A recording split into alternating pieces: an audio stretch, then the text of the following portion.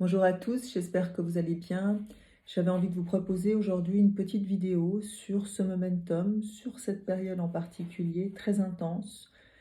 très riche, très évolutive, qui vient et qui se poursuit de ce mois d'avril qui a été et qui est encore très réformateur, refondateur, qui vient retravailler justement nos fondations, nos terres intérieures pour nous permettre d'évoluer, de grandir.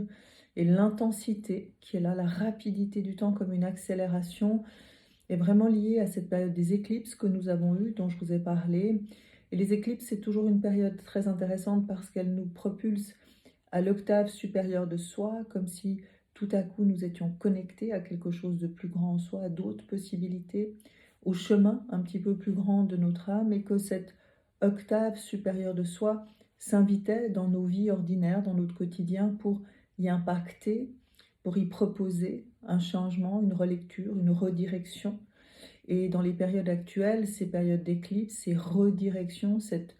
sensation de cycle qui se termine, de cycle qui s'achève de soi, de part de soi qu'on laisse à travers les séparations, les ruptures, les changements de direction que nous sommes en train de prendre, des nouveaux projets qui émergent, des nouvelles parts de soi qui demandent à émerger. Eh bien, c'est particulièrement intense dans cette année 2024, ce type de processus qui, d'ordinaire, fait partie de la vie, fait partie des cycles.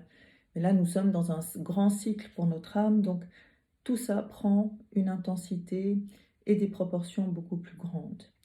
Ce momentum est absolument extraordinaire d'intensité, de renouvellement, de refonte de soi, de possibilité de se dissoudre quelque part. Et cette pleine lune qu'il y a eu le 24,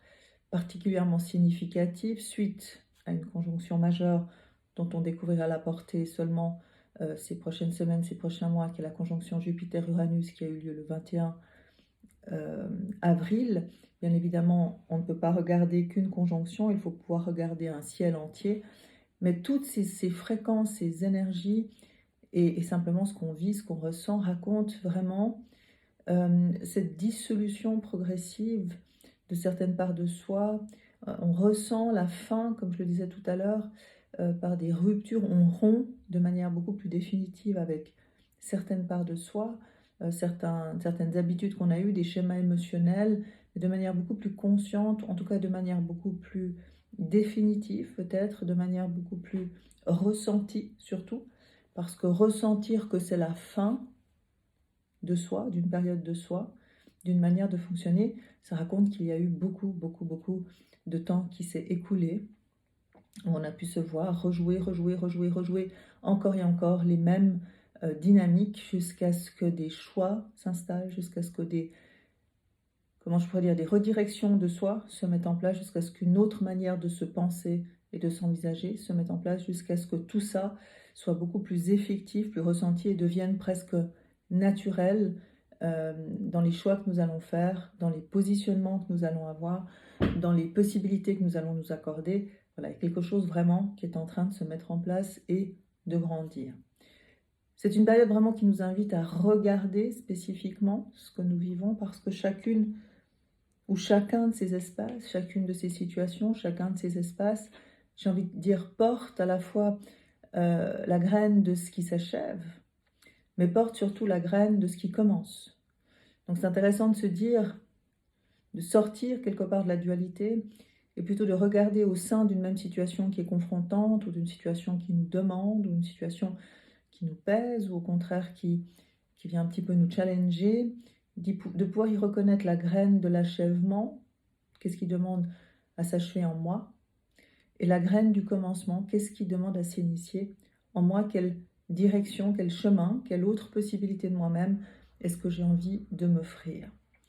Dans les énergies exactement aussi, nous avons donc cette dissolution intérieure qui est très forte, et avec la pleine lune dont nous avons encore la résonance, nous n'avons pas pu y échapper. Mais nous avons également l'émergence, la nouveauté, l'accélération de soi, le renouvellement intérieur, de nouvelles possibilités, de nouvelles visions, de nouvelles perspectives, de l'innovation, des ouvertures. Ça, ce sont toutes des énergies qui sont latentes, qui sont disponibles, j'ai envie de dire, et qui se ressentent très très fort, parce qu'elles vont permettre ce saut intérieur, elles vont permettre de faire de nouveaux choix. Et évidemment, l'énergie la plus, comment je pourrais dire, la plus nécessaire, c'est le courage. Le courage de quitter, le courage d'initier et le courage de s'accorder véritablement ce qui nous élève et ce qui nous permettra de transmettre quelque part une partie plus lumineuse, mais j'ai envie de dire une partie plus aboutie, plus substantielle, plus riche, plus intéressante, plus créative, plus vivante de soi. Donc, toutes ces énergies-là sont actuellement très amplifiées. C'est une opportunité extraordinaire déjà de le savoir, de s'en servir comme un créateur, de faire des choix, d'être vraiment comme devant un panier de possibilités, d'arrêter d'attendre et de remettre au lendemain, et de prendre pleinement à bras-le-corps le chemin que vous avez envie d'habiter, d'incarner, et surtout la part de vous que vous avez envie de voir et continuer à voir grandir, parce que c'est là où vous aurez vos plus belles découvertes. Je vous souhaite une magnifique journée, à bientôt.